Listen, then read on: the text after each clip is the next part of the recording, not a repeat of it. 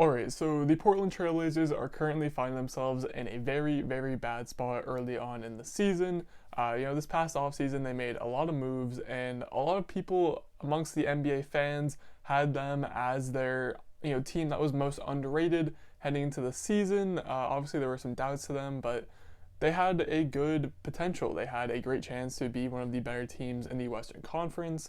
And now that we're about a month into the season, it's looking like it's going to be the exact opposite yet again for Portland. As of now, the Trailblazers are currently sitting at 5th place in the Western Conference with an 8-6 record, and while that might not seem too bad, if you look closely at how they're doing on both sides of the ball, you'll see that they are currently 7th in offensive rating while they are 27th in defensive rating. Obviously, they are still doing a pretty horrible job on the defensive side of the ball, and as long as this remains constant, it is looking like it's going to be another poor season for the Trailblazers. Portland took their first hit when it was announced that Zach Collins was going to be out indefinitely after receiving ankle surgery. He is someone who has been known to miss time in the past, so this season really felt no different, although it's still a big loss for the Trailblazers team. That's what kicked off this terrible season. Then Jusuf Nurkic had a kind of a freak injury yet again where he just came down awkwardly, slashed with his wrist, and ended up fracturing it, and has since been announced that he is now going to be out for at least 8 weeks, so another big off of the rotation for Portland. And now it has been announced that Dame Lillard's backcourt partner CJ McCollum is also going to be out indefinitely for at least a month. That's the latest I've seen after he had a foot injury, and that one's the real biggest shame because CJ McCollum has been having a career year so far. So far this season, he'd been averaging a career high in points per game with 27 and assists per game with 5, while also sporting 47, 44, 84 shooting splits, and doing so while taking 11 threes per game, which is an absurd amount of threes per game, but you have to give it to McCollum because he has been hitting them. And also one little niche stat that I found that I thought was just absolutely absurd for McCollum is that from the shooting range of 16 feet out to the three-point line, so in that area, he has been shooting at a 62% success rate. He's shooting 60% from that range, which if you really think about it is just crazy because 60% is probably around the same percentage that elite finishers shoot at the rim, like guys like LeBron James, Kawhi Leonard, those types of guys, that's probably around the same percentage that they shoot at the rim, which is the easiest shot to make in the NBA. Now, take that, and CJ McCollum is shooting that same percentage from deep too, which is widely considered the worst shot in the NBA. It's simply because it's deep, you only get 2 points for it, but when you have someone like CJ McCollum who's able to hit that shot at above 60%, that is just crazy efficiency. And overall, up to this point, the Blazers have been able to rely on both Dame and CJ to get them wins, as they always have over the past couple of seasons. But now that we have CJ McCollum out, it's going to be on the rest of the roster besides Damian Lillard to step up, most importantly offensively, because there is a huge gap being left behind for the next month or so with having to fill in for CJ's offensive production. And I'm just not quite sure who is going to step up yet because there are plenty of options and plenty of them just most likely will not be able to fill out CJ's shoes. Starting with Portland's first big acquisition of the offseason, Robert Covington, he was brought on to be a defender for the most part, but there was also an expectation that he would be able to provide offensively as well, at least a little bit. But yet, so far this season, we have seen Robert Covington struggle to shoot. He is shooting 30% from the three-point line and 31% from just the field goal range in general.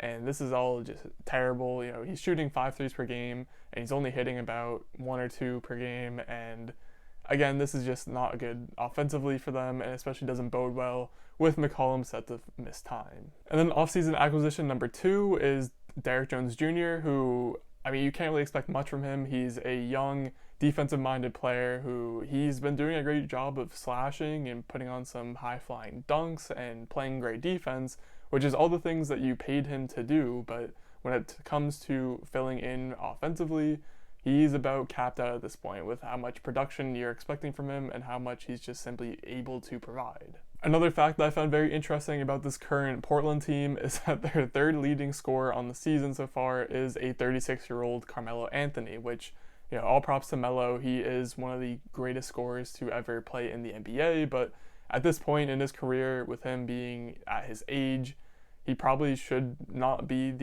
now second leading scorer on the team, considering CJ McCollum is going to be missing time. It quite literally goes Dame Lillard averaging 28 all the way down to Carmelo Anthony, who's averaging 12 points per game. So, I would imagine he'll get some more shots and probably have some nice scoring nights, but again, not something you want to rely on for a consistent amount of time. One area of the floor where they actually might receive a bit more offensive production is at the center spot, because with Nurkic also set to miss a lot of time, Enes Kanter is now the starting center, and I'm just going to say for now, because in my opinion, I really hope Harry Giles can prove something and just start eating minutes away from Enes Kanter.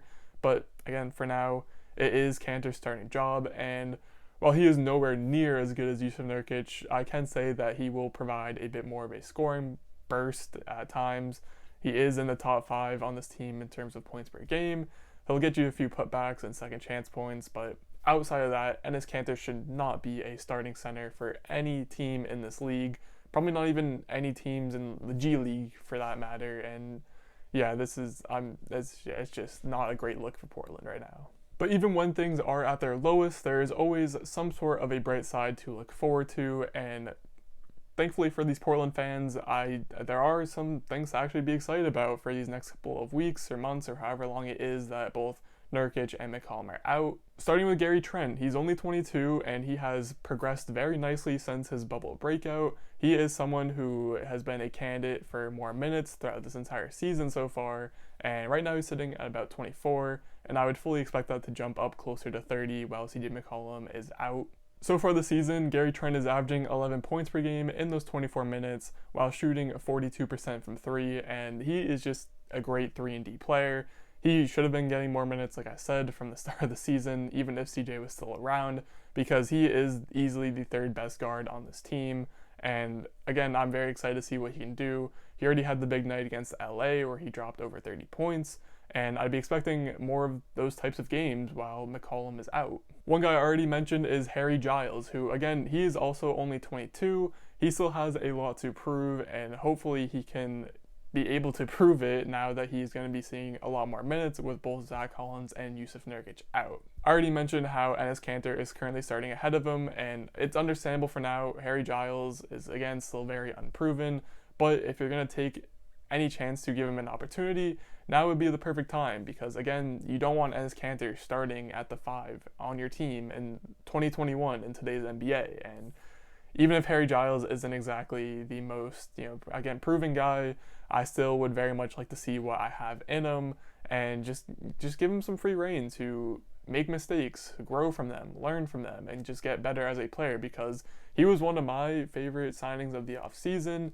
Just because he's so young, he would be a bit of a project, but this is a guy who used to be the number 1 ranked guy in his class, and obviously a lot of things have happened since then, a lot of injuries, but I still think that potential is still there. Rodney Hood is also a familiar name for this Trailblazers team and fan base, as he was on this team prior to a lot of these other guys I'm talking about, but obviously he had the big Achilles injury, missed a lot of time with that, missed the whole season, but he's now back, he's healthy again, and although he's been struggling mightily to open the season with shooting 27% from 3 and only 31% from the field, he is on the up and up.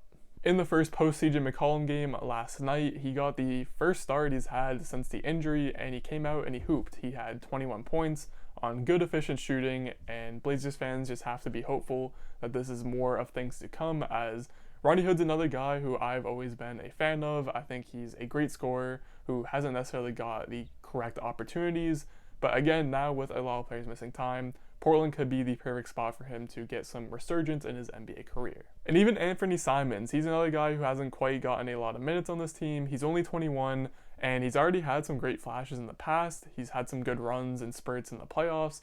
I remember that, I don't know why this is stuck in my head, but he had that one game back in his rookie year when he had a triple-double, I'm pretty sure, on one of the last games of the season where a lot of starters are getting rest. And I mean, this is just a guy he's shown flashes in the past, and another great candidate to eat some of those minutes that CJ is leaving behind at the guard slot. And again, Simons is just another guy that I'm going to enjoy to watch on the court, make mistakes, and grow. hopefully the Trailblazers give them the opportunity to do so. So all in all, this is going to be another very disappointing season for Portland, as they had high hopes at the start of it.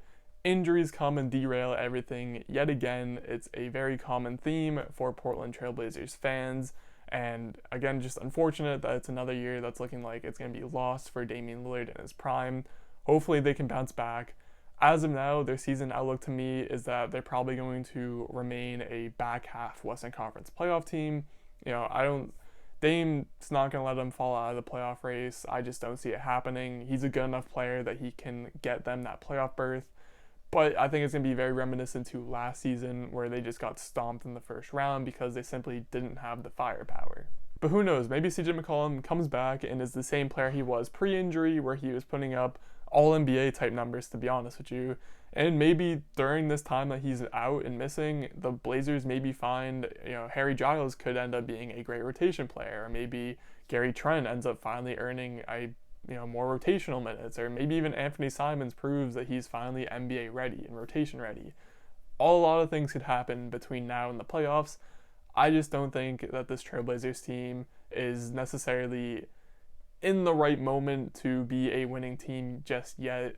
I don't know if they ever will be in Dame Lillard's, the rest of his prime, which is upsetting, but it just is the harsh reality. I, for one, am certainly hoping for the best with this Blazers team, but at the same time, I am getting closer and closer to just expecting the worst. But that will do it for this Trailblazers video. As always, leave your comments down below on what you thought about this Blazers team and what their current state is. Outside of that, leave a like if you enjoyed this video or enjoy this type of content. And as always, most importantly, thank you for watching.